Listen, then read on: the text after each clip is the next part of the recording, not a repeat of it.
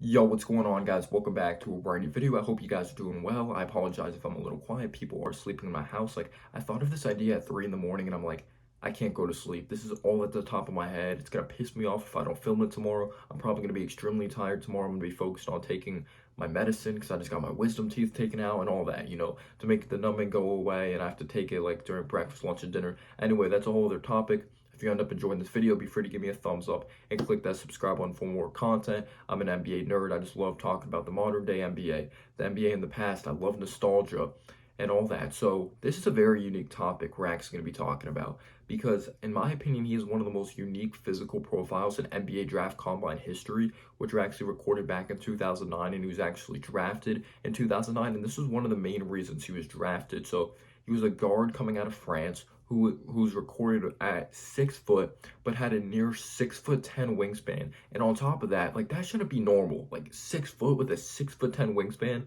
that can help you out when it comes to length around, like finishing around the basket, protecting the ball, reading the passing lanes, using the length to disrupt offensive players when it comes to one-on-one.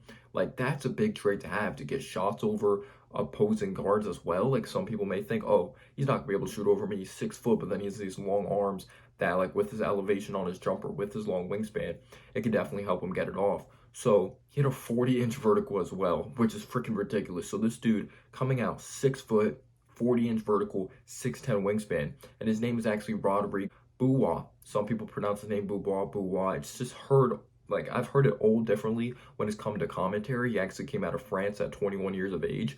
And due to the very long wingspan and not being the extremely like the tallest in the world, he was getting compared to Rajon Rondo when you go on NBA Draft Net. Obviously, he hasn't ended up like Rajon Rondo. Like some of you guys probably haven't even heard of his name.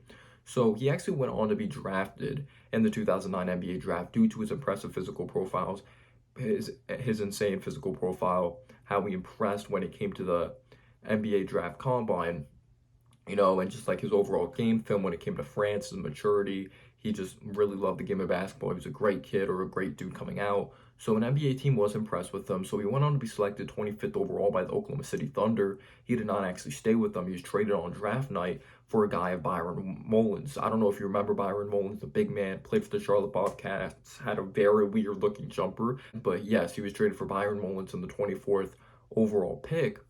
And he was going to the Dallas Mavericks, which I thought was a unique situation because they're a win-now mode basketball team. You have Dirk, who at the time was kind of struggling in the playoffs, was not able to hold up that Larry O'Brien trophy. They just brought in a Jason Kidd, so it's like, what is his role going to be? There was a little bit of hype coming out when it came to his draft combine. Is he going to get an opportunity when it comes to Dallas? And he actually did get an opportunity when it came to Dallas. He was showing that he could be a very nice spark plug off the bench with his high motor and his scoring and his athleticism out there on the basketball floor. And just going back, it was like, this dude is pretty impressive to watch. He had a couple seasons that he averaged over 8 points per game. And in those seasons, he still managed to average like 17 minutes per game. And he also averaged a little over 20 minutes per game as well in those seasons. So he's pretty impactful as a bench player. As on March 5th, 2010, he actually scored 22 points against the Sacramento Kings, becoming the first Maverick rookie to score 20 or more points since Maurice Agger in 2007. And this is where everyone's probably going to pause the video. Everyone's going to be like, how have I never heard of this dude? He actually went on to have a rookie record going 9 for 11 from downtown, scoring 40 points up against opposing rookie Stephen Curry of the Golden State Warriors. He put up 40 points. He was 9 of 11 from downtown, and he absolutely destroyed the Golden State Warriors. And he wasn't starting. It was coming off of the bench. It was extremely impressive. And him and Jason Kidd also had an alley-oop set play that just absolutely, they ran to perfection, where he caught the ball near the top of the key. He found Jason Kidd coming off of a screen, so he gave it up to Jason Kidd, and then he would cut back door and utilize his athleticism. For someone that was 6 foot, he was a freak of nature. But like I mentioned, 6'10" wingspan, 40-inch vertical. He definitely wasn't normal in that department. He was a freak of nature. As the Mavericks finished the season with a 55-27 record, clinching the second seed in the Western Conference.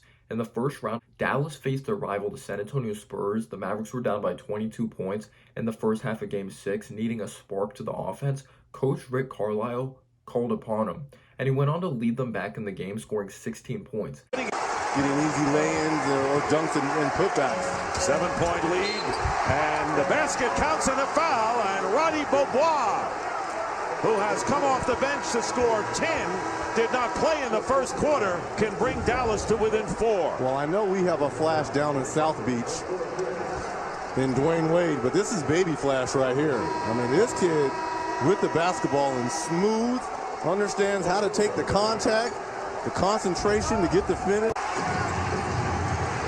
Dampier won't shoot, and the Spurs know it. There's Beaubois working his way in. What a layup against Duncan. Spun it in against Duncan, and Beaubois now with 12 points since coming in the game. See their lead evaporate if Dallas scores. Right now, the swagger of the Mavericks is at an all-time high. Tim Duncan thought that he was going to come back. And I'll tell you, Rodrigue Beaubois, since he has come in, the Mavericks have taken the game away from San Antonio. Kid looking again for Nowitzki and feeding Beaubois, who arcs it in, and now it's then down to 2 again, 61-59, as Beaubois has scored 14 in the game. 26 points at Pui IUPUI. He can score with the best of them. 8 points in this game, and there's Beaubois with a drive and a bank, and right now the Spurs have no answer for Rodrigue Beaubois, who has 16 points, 8 in the second quarter, 8 so far here in the third. Caron Butler. Butler has scored 20 points. Nowitzki with 31, and Beaubois, who we haven't seen in a while, has 16 and began the spark in the second quarter for the Mavericks. Well, I'm wondering, when do you bring him back? However, the Mavericks lost the game, and it wasn't enough, and the series overall. As in bad news, on August 2010, he actually went on to break his foot practicing with Team France during the offseason, and he actually required surgery, and he didn't end up playing basketball again until the 2011 season. He was assigned to the G League affiliate of the Dallas Mavericks, but he didn't play because he was still recovering. As in February 2011, he returned to practice finally with the Mavericks, after missing nearly 6 months due to a fractured foot. Beaubois made his season debut against the Sacramento Kings on February 16, 2011. In his return, the French guard scored 13 points, 6 assists, and 3 steals, getting it done on the offensive end and defensive end. However, just before the beginning of the playoffs, Beaubois sprained his left foot and had to watch the Mavericks championship run from the sidelines, as this is what held back Beaubois. He was capable of scoring the ball off the bench, really trying on the defense side of the basketball despite only being 6 foot, but that 6'10" wingspan helped him out. He had good chemistry with the Jason Kidd. He showed above average athleticism for someone that was 6 foot, but injuries constantly got in the way. As in late June 2011, Beaubois had foot surgery on his left foot for the second time. The Mavericks announced on June 30th, 2011 that they exercised the contract option for Beaubois, and his first start of the 2011 to 2012 season, Beaubois scored 22 points and grabbed 6 rebounds, adding career highs in assists with 7 and 4 blocks, and a win over the Utah Jazz. Dallas was swept in the first round of the 2012 playoffs, sadly though, by the Oklahoma City Thunder. On January 25th, 2013, he actually scored a team high and a season high during that time of scoring 19 points in 16 minutes. But sadly, he went on to break his hand, another injury getting in his way. And this time, he actually fractured his second metacarpal in his left hand near the end of the 2012-13 season. Dirk Nowitzki even came out and said, "I feel bad for the kid." He said after Beaubois broke his hand against the Thunder on March 17th.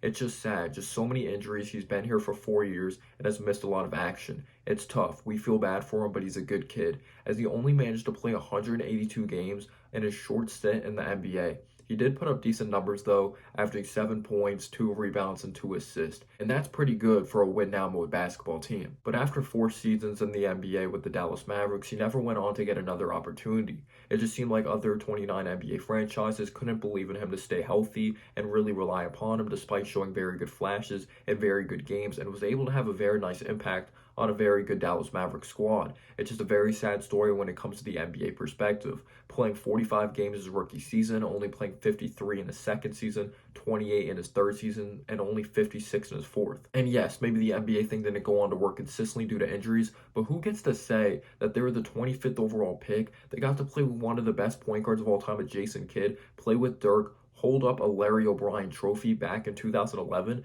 You were literally an NBA draft pick. That that just accomplishes all, in my opinion. At the end of the day, these players are all human. You got to feel for them. And despite him not really being consistent in his NBA career, he's carved out a very nice role overseas, playing in the Turkish league, which is the third best league in the world competition-wise. Guys of Alper and Şengün, who's in the league right now, has actually played in the Turkish league. And then the Euro League, Luka Doncic actually played in as well, playing up against some former NBA players in that league. And he's been very successful, as he's a Turkish Cup winner in 2022. He was a part of the 50-40-90 club in the 2021 Euro League, as he's also a two-time Euro champ, as in the 2021-22 season, he actually went on to win Finals MVP. So in my opinion, there should be tons of respect going towards Beaubois' way. Let me know down below your thoughts on his career. I really appreciate your support. Click that subscribe button, smash the like button for more content. Peace out, y'all.